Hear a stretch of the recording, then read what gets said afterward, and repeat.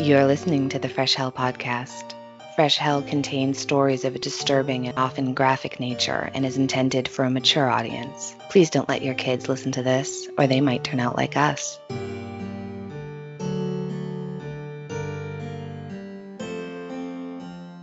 Hi, I'm Annie from the US. And I'm Johanna from Austria, and you're listening to your favorite international podcast. And as this is the final episode of 2024, I'd say we jump right in because we have a lot to talk about today. So much. This all takes place in Kingston Falls, Pennsylvania, in December of 1984. Kingston Falls was the quintessential, typical, small, all-American town. A peaceful, tight-knit community where the biggest event of the year was the town's annual Christmas tree lighting. But in the days leading up to Christmas, this idyllic town was brought to its knees in what can only be described as one of the most destructive events in modern history. Buildings were destroyed, businesses were leveled, and emergency services were overwhelmed. Eyewitnesses reported scenes of chaos so extraordinary that many refused to speak about them for years. Despite the scale of destruction, the official reports remain frustratingly vague. To this day, no one can agree on what really happened in Kingston Falls that December. Was it mass hysteria, a bizarre weather event, ball lightning, or something far, far more sinister? Whatever the truth may be, the devastation was real. Entire city blocks were left in ruins, and the aftermath continues to puzzle investigators and scientists nearly 4 decades later. But as always, let's look a little bit at what we know about Kingston Falls. The town has always been a place somewhat shrouded in mystery, or perhaps we should say it's one of several places, because Kingston Falls bears an uncanny resemblance to several other places across America, places that seem too familiar. The center of Kingston Falls, for instance, is remarkably similar to Hill Valley in California, which was the site of strange temporal anomalies reported just a year after the events of Kingston Falls. And it also reminds some of Macomb, Alabama, a town infamous for the events surrounding the trial of Tom Robinson. In fact, aerial photos and street views of Kingston Falls are so strikingly similar to these other towns that some conspiracy theorists have suggested the towns were built using identical layouts, or even that they're one and the same, relocated to obscure its true identity. You might not believe in those conspiracy theories, I personally don't, but the fact that these towns are so weirdly similar definitely raises questions. Was Kingston Falls merely another stop in a long line of suspiciously identical small towns? Or was the town itself part of something larger? Perhaps an experiment or a test site? The kind of place where bizarre phenomena seem almost inevitable. You mean it could all be a government experiment gone wrong, not just towns reusing plans for a successful downtown layout? Who can say? Nevertheless, from the outside, Kingston Falls appeared to be the perfect place to raise a family, the kind of town where neighbors greeted each other on the sidewalk. Children built snowmen in their front yards, and the sound of church bells echoed across the snowy streets. Everyone loved to listen to DJ Rockin' Ricky Rialto, and regularly turned in to listen to his witty remarks on what seemed to be the town's only available radio station. The town's modest schoolhouse stood at the heart of the community, its playground often bustling with laughter, at least before winter set in. The local diner was a gathering spot for everyone from high school sweethearts to retired factory workers, but business sure decreased once Burger King came to town. And of course, the church steeple stood as a symbol of the town's unshakable traditions. At the edge of the town square stood the Kingston Falls Movie Theater, a beloved institution where families gathered to watch the latest blockbusters. Just down the street was Dory's Tavern, the local watering hole, where residents would unwind after a long day, sharing stories and the occasional complaint about snowplows or drafty windows. More than one engagement took place in that tavern as well. So romantic. Ooh. These places were the lifeblood of Kingston Falls, reflecting its simple, harmonious way of life. And one of the families calling Kingston Falls home was the Peltzer family. Randall Rand Peltzer, a well-meaning inventor, you'll notice we didn't say successful, lived with his wife Lynn and their son William, who they called Billy, in a cozy home just a short walk from the town center. Like so many others in Kingston Falls, they were preparing for a quiet and cheerful Christmas. Until, of course, everything changed. The Peltzers from the outside seemed like your typical small-town family. Rand Peltzer, the patriarch, was an inventor and proud CEO of Peltzer Industries. He wanted to make the impossible possible and had lots of fantastic ideas for a fantastic world. But unlike the successful minds you might see in science magazines, Rand's inventions had a reputation for being, let's say, a little bit unpredictable. His latest creation, the bathroom buddy, a clunky all-in-one toiletry gadget, was meant to revolutionize personal hygiene, but often left users more frustrated than impressed. Yeah, say what you will, but the Peltzer peeler juicer really does get a whole lot of orange juice from one single orange. I mean, there is not... That's true. It's miraculous, honestly, that so much juice could come from a single orange. It's worth the investment. One thing is for certain. Randall was nothing if not optimistic. He was a dreamer, determined to make his big break and provide for his family. His wife, Lynn, was the kind of homemaker you'd want on your side during a crisis. She was resourceful, calm under pressure, and fiercely protective of her family. These traits, of course, would prove invaluable in the days to come. Can we just say that Lynn, that woman just deserves some kind of award.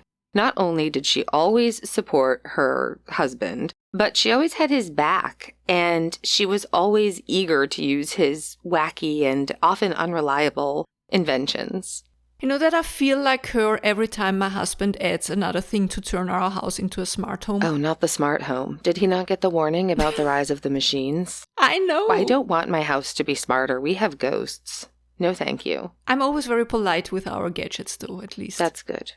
Also living at home with them was their son, Billy, who at 21 worked as a bank teller in town, though he aspired to be an artist. Yeah, Billy was handsome in a sort of boy-next-door kind of way, don't you think? Like, he had those hot Greg Brady curls and that sort of sweet, lost puppy dog look that some people find attractive. Yeah, definitely. And Billy was a kind and very responsible young man, always trying to do the right thing, even when the odds weren't in his favor. But like his father, his good intentions sometimes, the road to hell is paved with them and they lead to trouble.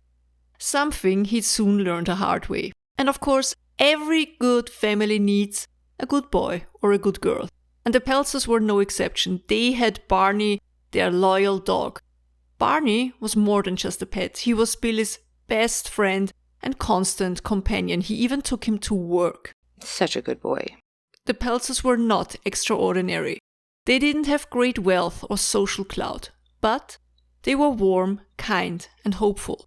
And they loved each other very much so. They represented everything that was good about Kingston Falls. And maybe that's why, when the chaos began, it hit them hardest of all. Yeah, also because they caused it. They're good people, but mistakes were made. Okay.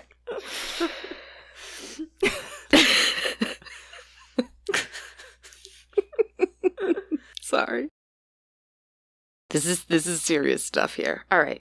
Now, of course, every town has its characters, and in Kingston Falls, no one loomed larger or meaner than Mrs. Ruby Deagle, like a beagle with a D.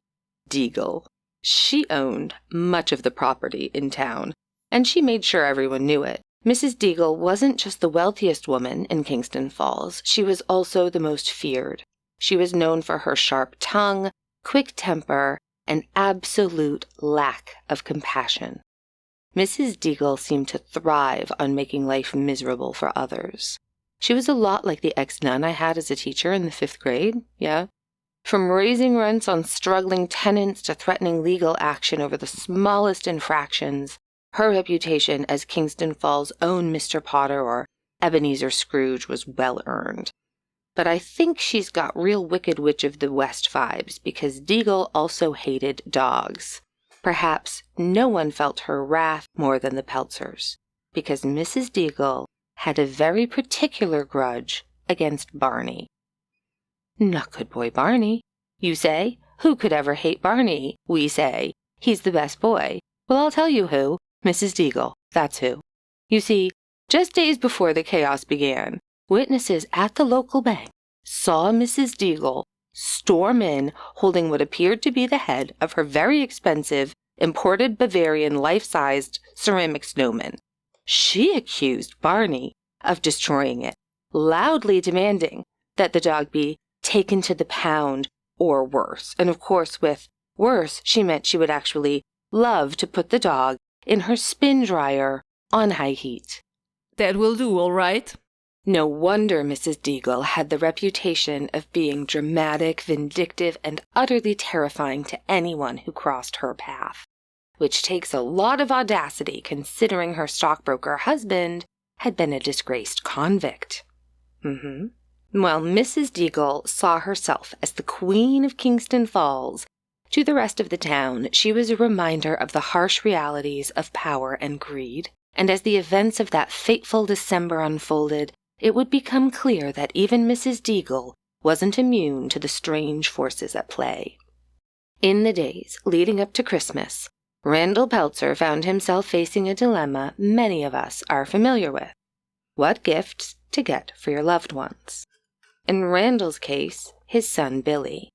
As an inventor, Randall had a knack for thinking outside the box, and this year he decided to find something truly unique.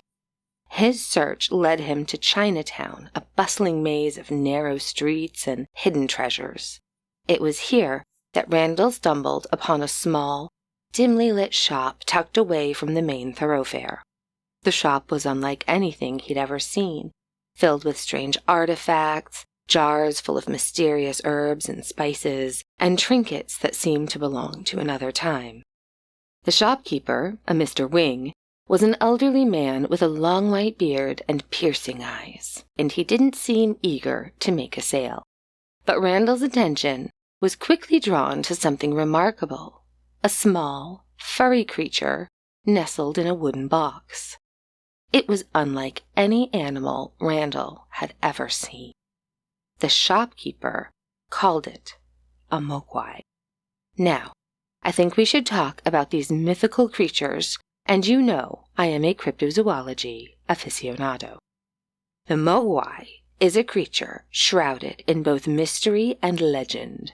Originating from ancient China, the mogwai is said to be a rare magical species with historical roots tied to the Valley of Jade, a place believed to be untouched by time.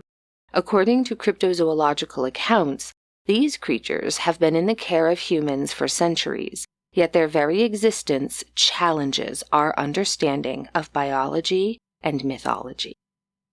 Physically, mogwai are described as small, fur-covered creatures, roughly the same size as a domestic cat. They walk upright, on two legs, and have large ears, expressive eyes, and vocal range that includes chirps, hums, and occasional mimicry. Their soft fur ranges in color from white to various shades of brown, sort of like a mutant papillon, if you will. Behaviorally, mogwai are intelligent, docile, and affectionate. They bond easily with humans, displaying an almost childlike curiosity. However, caring for a mogwai comes with very strict rules. Rules that, when broken, can lead to catastrophic consequences. These 3 guidelines passed down through generations are as follows. 1. Never expose the mogwai to bright light, especially sunlight, which is lethal to the creature. 2. Never let the mogwai come into contact with water, as this triggers an involuntary asexual reproductive response, leading to the creation of additional mogwai. And 3. Never, and I mean never ever, under any circumstances, never feed the mogwai after midnight. No matter how much it makes sad puppy eyes, no matter how much they tilt their little football-shaped heads or make their ears drop and look sad and starving, don't do it. Don't ever do it. While the origins of mogwai remain speculative, Some suggest they were created as a divine test for humanity, a theory supported by the cryptic warning given to Randall Peltzer by the elderly shopkeeper in the dimly lit mystery store. This warning echoed a deep sense of foreboding, suggesting that humanity was not ready for the responsibility of caring for such a creature. The Mogwai in the mysterious little store, well, he was extremely well behaved, adhering to the Mogwai's traditionally gentle nature. And he had a lovely singing voice, and he was in general very friendly to Randall. And while Randall was instantly captivated by the Mogwai, the elderly shopkeeper who owned the creature was far less enthusiastic about the idea of parting ways with it. According to Rand, the shopkeeper seemed deeply protective of the Mogwai, insisting that it was not for sale. And when pressed, the shopkeeper explained that the Mogwai was simply too much responsibility, and he spoke with a tone of reverence, almost as though the creature carried a significance far greater than its small size suggested. Rand, however, interpreted this as eccentricity, a quaint insistence born of age and tradition. He assured the shopkeeper he could handle it, and ultimately it was the shopkeeper's grandson who broke the impasse. Seeing the financial strain the family was under, the boy persuaded his grandfather to sell the Mogwai, reasoning that the money was badly needed. Or did the grandson actually take the Mogwai behind his grandfather's back to sell him off to the first dude who offered a decent amount of money? I mean, who can say, but I suspect the latter, don't you? Well, at least Rand was sent off with the trifecta of rules that he needed to follow to the T, or else. Randall was like, sure, and he nodded, more focused on the potential of surprising his son than on the ominous undertones of those rules, and he handed over the cash. $200. I think that would be $900 nowadays. It's carpet money. It's good money. With the Mogwai tucked safely into its somewhat too small wooden box, he left the shop, heading home, sure to have the perfect Christmas gift for Billy Boy. So Randall Peltzer returns to Kingston Falls with a spring in his step, a smile on his lips, and a Mogwai in a box, and he is proud of the one-of-a-kind gift he has found for his son. When he walks through the front door and calls for his family, they could never have expected what he was about to reveal. Carefully opening the wooden box he had carried all the way from Chinatown, Randall unveiled the small, furry creature inside. The Peltzer family was immediately captivated. The creature was unlike anything they'd ever seen. With his large, expressive eyes, soft fur, and curious chirps, he was almost impossibly adorable. It didn't take long for Billy to bond with the Mogwai. Holding him gently, Billy marveled at the creature's playful yet intelligent nature. The Peltzers started to call him Gizmo, inspired perhaps by Rand's love of quirky gadgets and inventions, and the name stuck instantly. But with the excitement came the introduction of rules. The very 3 specific instructions that Randall had been given by the shopkeeper's grandson. No bright light, no water, and no food after midnight ever. I can't scream it into the thing. I'll lose my voice. Never. Billy listened, but it's safe to say they didn't fully grasp the gravity of those words.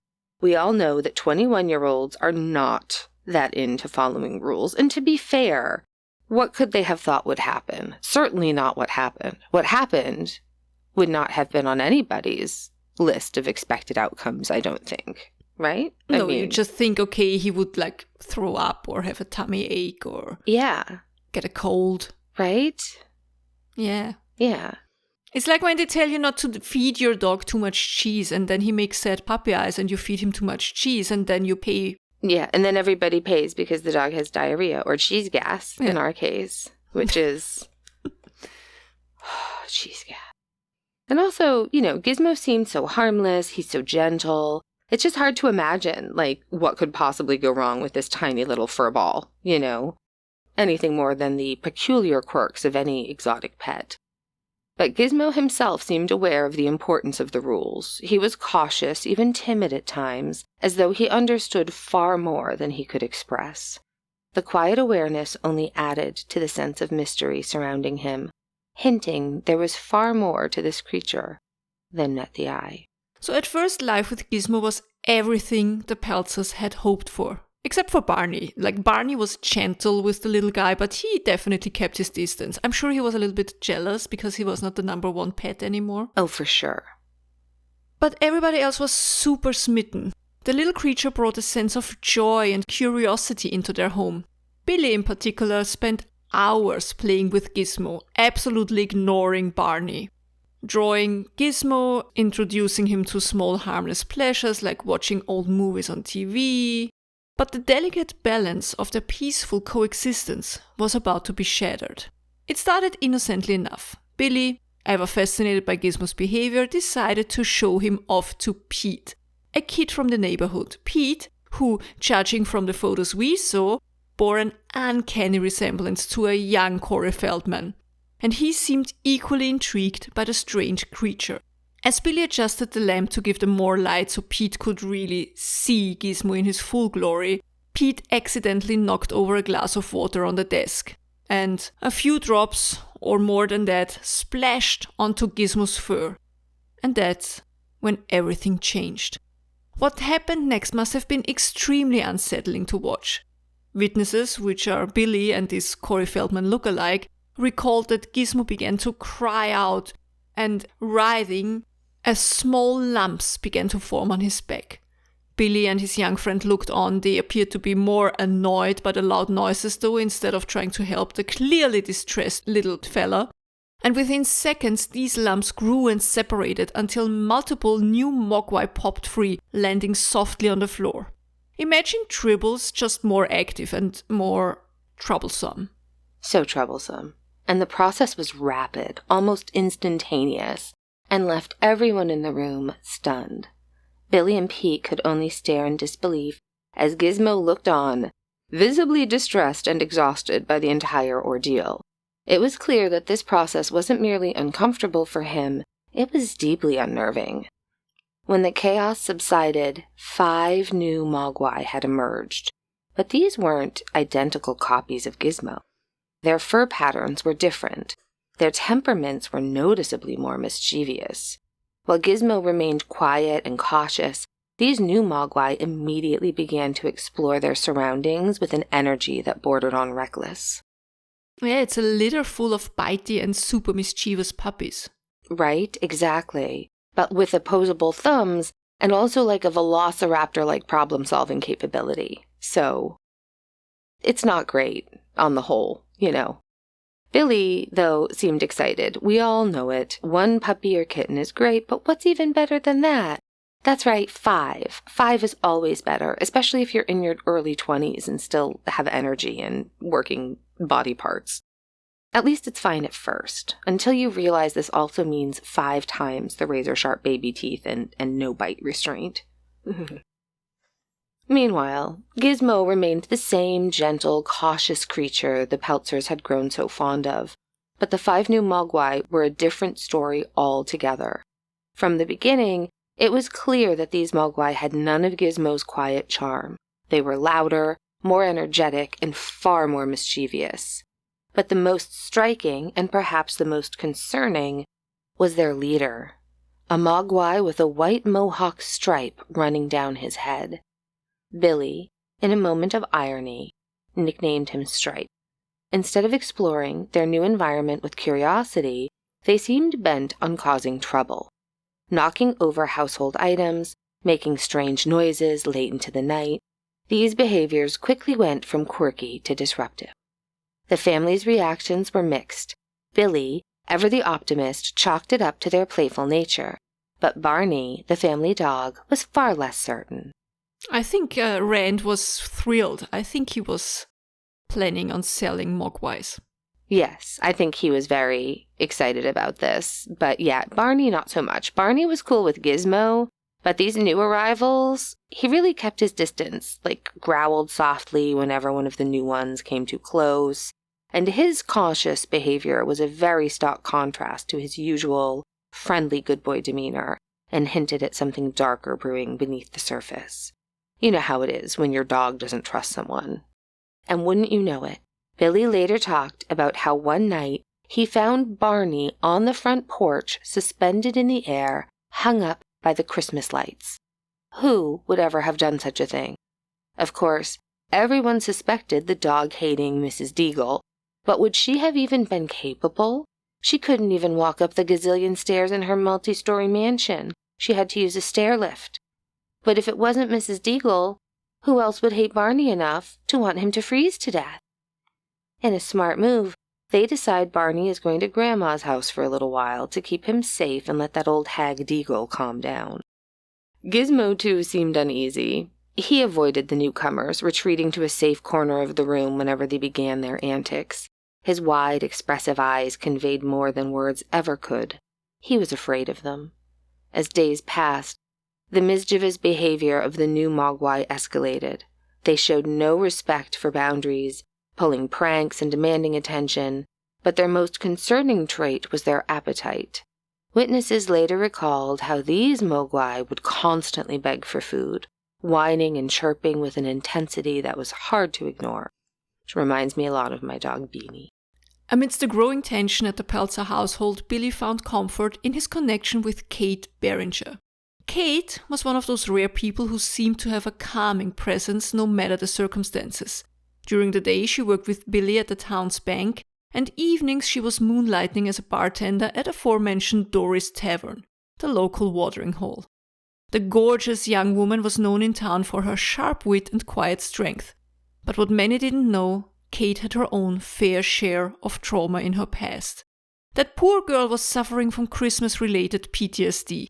But not for the normal reasons like being unable to untangle the Christmas lights or from failing to dodge Last Christmas for as long as possible. No. Her reason was far, far darker. And it stemmed from an event so bizarre and heartbreaking that it sounded like something out of a macabre German fairy tale. Years earlier, when Kate was still a child, her father had decided to surprise the family with a special Christmas tradition. He dressed as Santa, complete with the red suit, white beard, and a bag full of gifts. But instead of simply walking through the door like every other father would do, he chose to make his grand entrance by climbing down the chimney. It was meant to be a magical moment for Kate, but tragedy struck. Her father fell down the chimney and, unbeknownst to the family, broke his neck and died instantly. For days, Kate and her mother searched for him, worried and confused about his disappearance. They didn't find out the truth until they lit a fire to warm their house. And then the smell revealed what had happened. Oh, it's terrible. It's heavy. While their relationship was still in its early stages, Kate and Billy shared an easy camaraderie. They often exchanged glances and shy smiles, though Billy struggled to find the courage to express his feelings openly. As much as he admired her, he couldn't ignore the sense that Kate was carrying her own burdens, something she rarely spoke about. But Kate's role in the events to come would be pivotal. Her calm under pressure and resourcefulness would make her one of the few people to face the chaos head-on. But for now, she remained a source of stability in Billy's increasingly complicated world, offering a sense of normalcy even as the first cracks began to appear. Then came the night when everything changed. The new Mogwai, ever the schemers, managed to manipulate Billy into feeding them after midnight. Bum, bum, bum. And how did they trick Billy? Well, it wasn't really that hard. Billy apparently wasn't the brightest bulb on the Christmas tree. Yeah, he's definitely a little too trusting for a guy with a room full of Mogwai. Right? When the events of Kingston Falls were later investigated, it became clear that the Mogwai had manipulated the situation to their advantage. Reconstruction of the events of the Kingston Falls incident revealed that the Mogwai had tampered with the alarm clock in Billy's bedroom, severing the plug cord to stop the clock and make it appear as though it was well before midnight.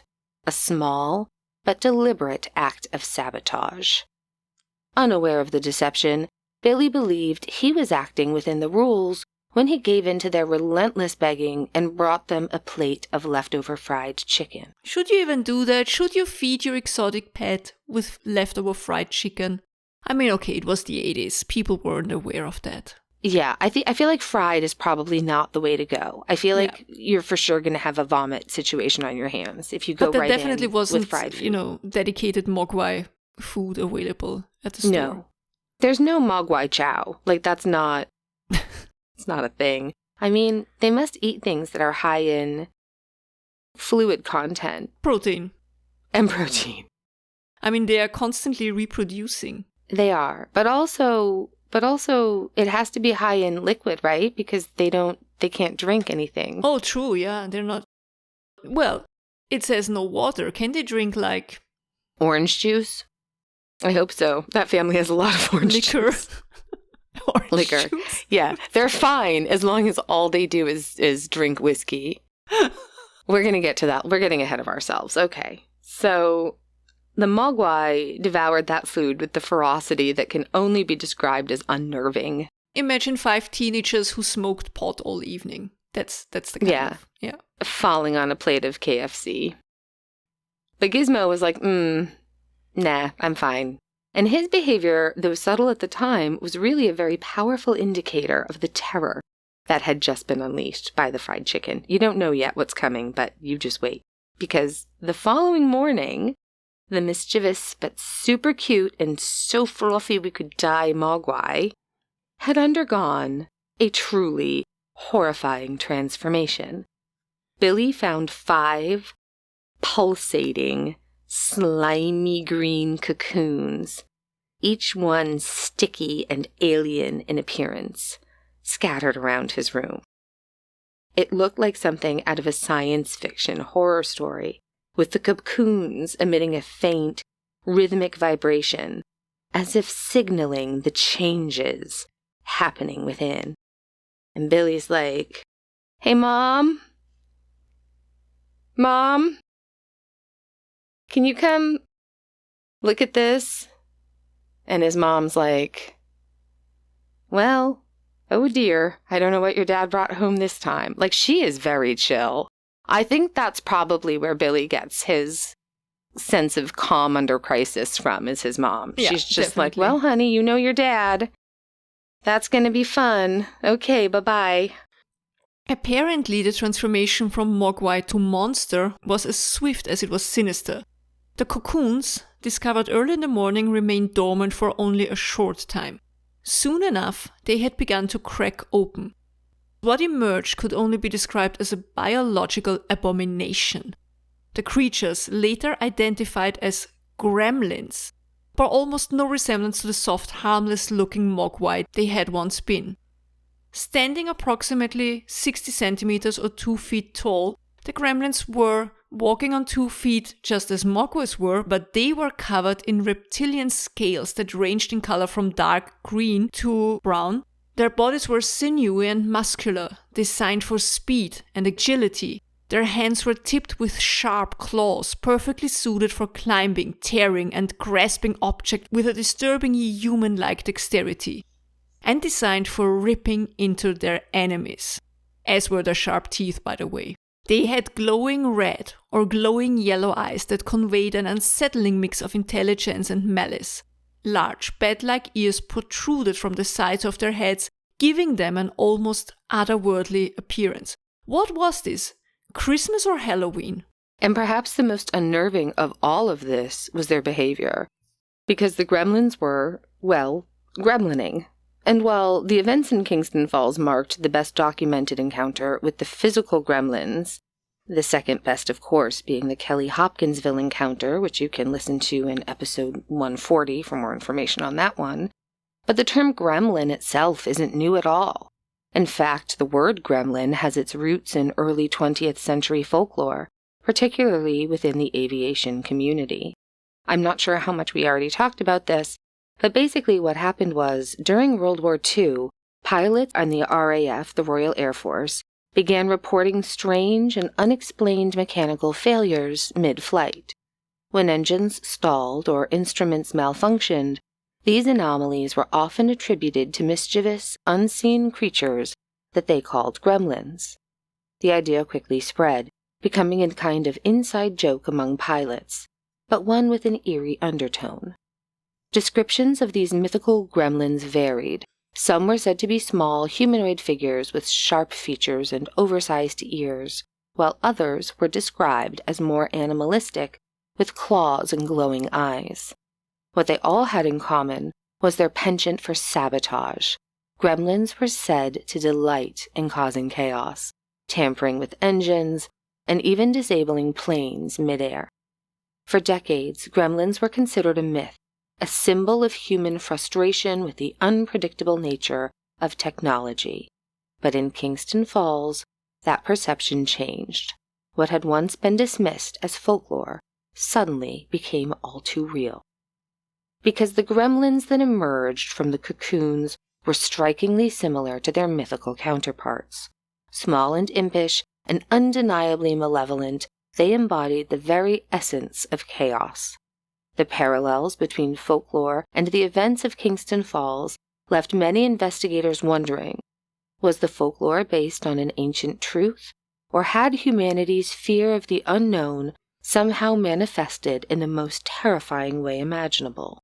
They were not only openly aggressive and destructive, they clearly took pleasure in chaos, targeting anything and anyone in their path. Witnesses described their movements as fast and unpredictable, often accompanied by high-pitched laughter that seemed to mock their victims.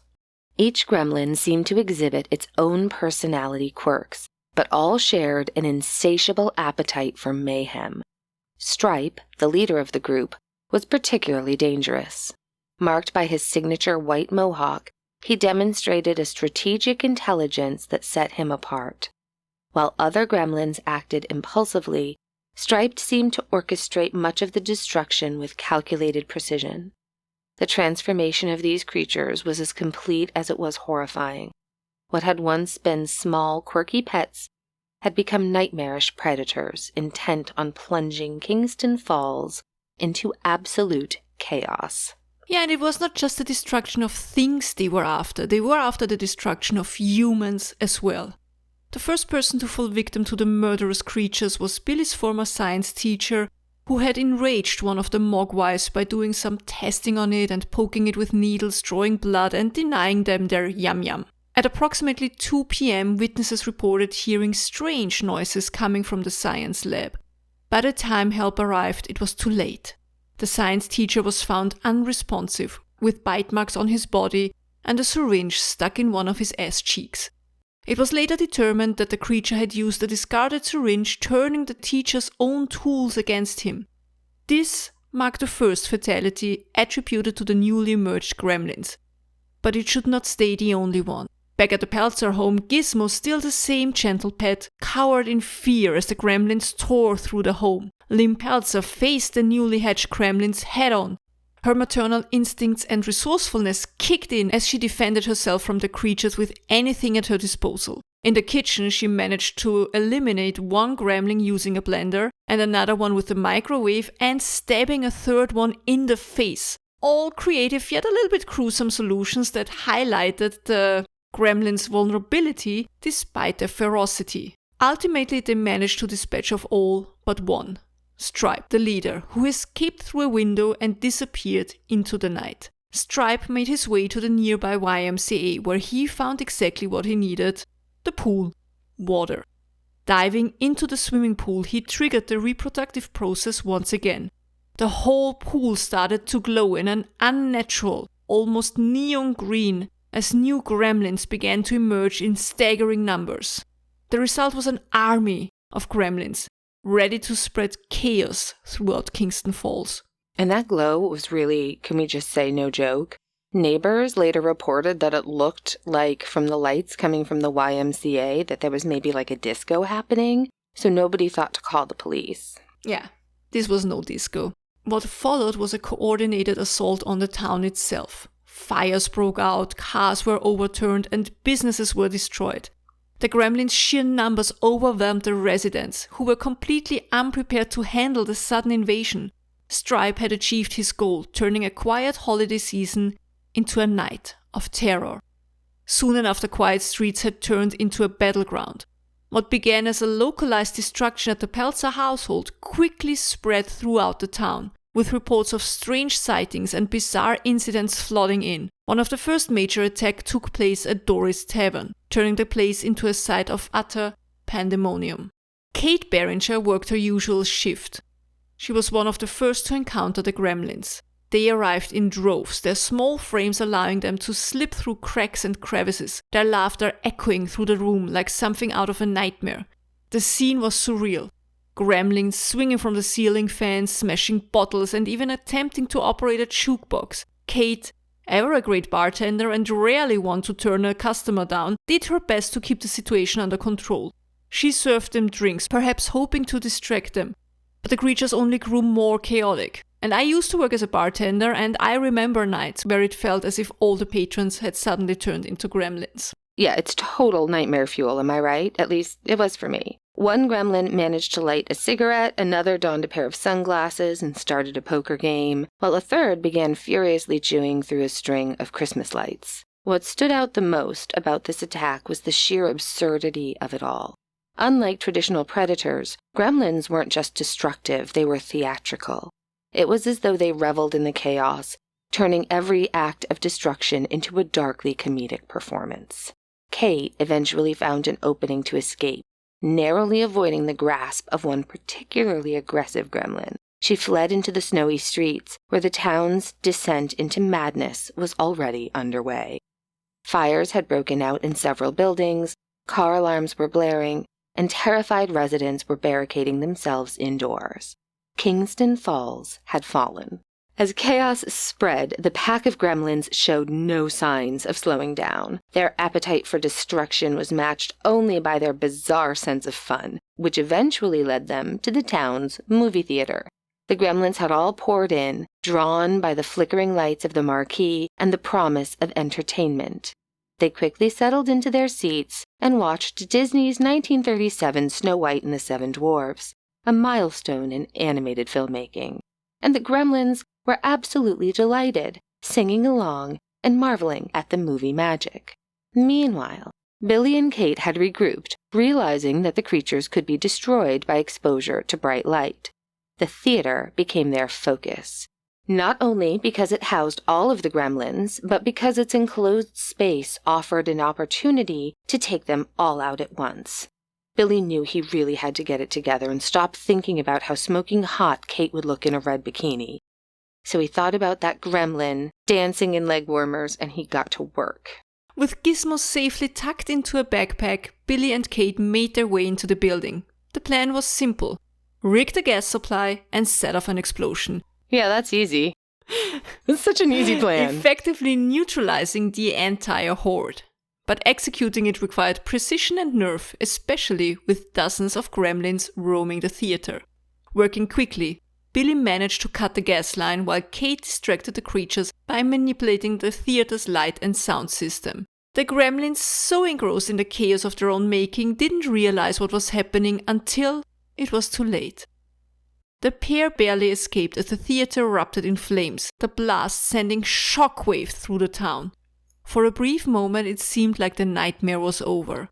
But as the dust settled, one figure emerged from the shadows. Stripe, the leader of the gremlins, had survived. After escaping the destruction of the movie theater, Stripe found refuge in a nearby store.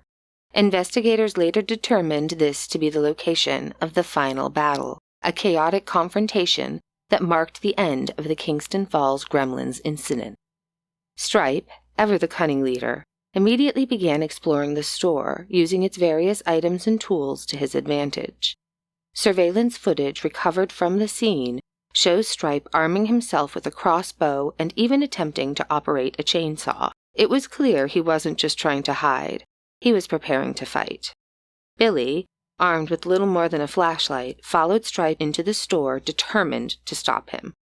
What Billy didn't know is that Stripe had discovered a water fountain in the garden section, and if he managed to reproduce again, the town would face another outbreak, one that it really might not survive. Meanwhile, Kate worked to turn on the store's power, knowing that darkness gave Stripe an advantage. Gizmo, ever resourceful, also played a crucial role. In a moment of bravery, the small Mogwai commandeered a toy car and navigated through the chaos, positioning himself to intervene. The climax of the confrontation came as Stripe attempted to jump into the fountain. Just as he prepared to submerge himself, Gizmo reached the store's skylight controls, opening it to let in the first rays of morning sunlight. The beam of light struck Stripe mid-action, stopping him in his tracks. What followed was a gruesome and unforgettable sight. Stripe's body began to melt, like a Nazi opening the Ark of the Covenant. Stripe was dissolved into a bubbling green mass as the sunlight consumed him. His last attempt at multiplying was thwarted, and with him gone, the gremlin threat was finally neutralized.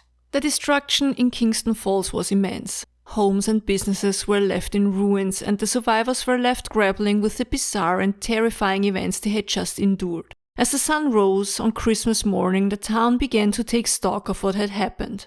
For Billy, Kate, and Gizmo, there was little time to celebrate. They had survived the night, but the scars, both physical and emotional, would take much longer to heal. And though the gremlins were gone, questions lingered. Where had the Mogwai come from? Was this the last the world would see of them? Or had the chaos in Kingston Falls been just the beginning? As the fires in Kingston Falls were extinguished and the last remnants of the gremlins were cleared away, tending to the one Mogwai that had stood by them through it all, Gizmo. Exhausted but safe, the cute little fella rested quietly in his little bed, and for a brief moment it seemed like the nightmare was over. But just as the family began to breathe a sigh of relief, there was no knock at the door, and standing just in the middle of the living room, out of nowhere, was an elderly man with a long white beard and a piercing gaze. Mr. Wing, the shopkeeper who had originally refused to sell Gizmo to Randall Peltzer. And without waiting for an invitation, he just appeared inside, his presence commanding attention. He quickly made it clear that he had come for Gizmo. With a mix of sorrow and sternness, he reprimanded the family for their failure to follow the rules. He described the devastation in Kingston Falls as a prime example of humanity's inability to handle the responsibility that came with creatures like the Mogwai. The old shopkeeper picked up Gizmo, cradling him like a cherished treasure.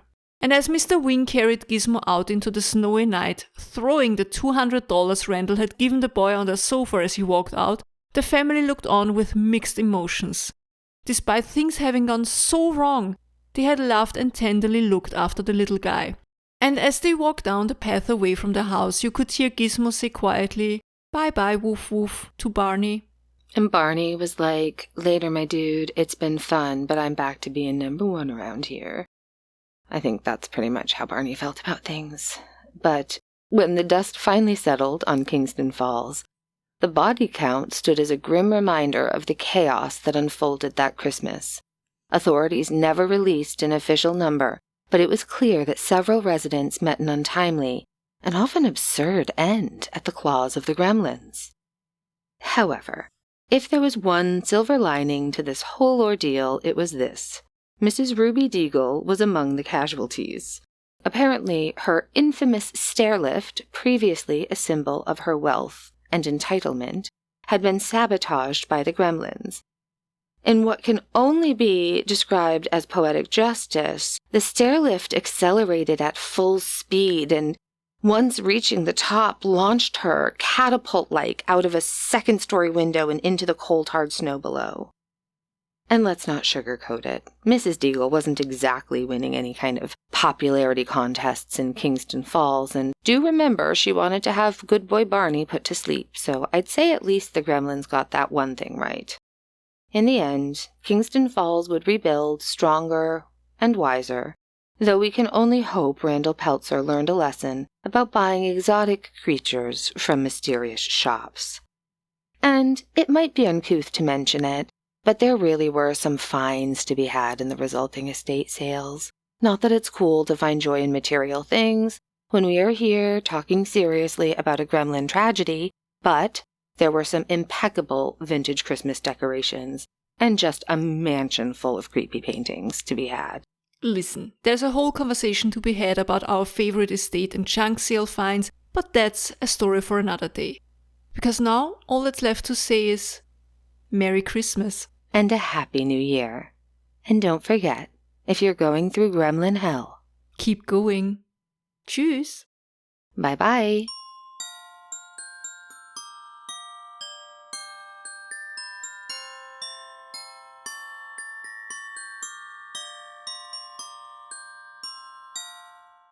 This was, of course, the plot of the 1984 Warner Brothers movie Gremlins, directed by Joe Dante and produced by Steven Spielberg. It starred Zach Galligan as Billy Peltzer, Phoebe Cates as Kate Berenger, Hoyt Axton as Randall Peltzer, and Corey Feldman in a memorable appearance as Pete. And let's not forget Howie Mandel, who brought Gizmo to life with his adorable voice work. And remember, if you're hearing strange noises in your house tonight, it's probably not a gremlin, but you might want to double-check the rules. No water, no bright light, and for the love of dog, don't feed them anything after midnight.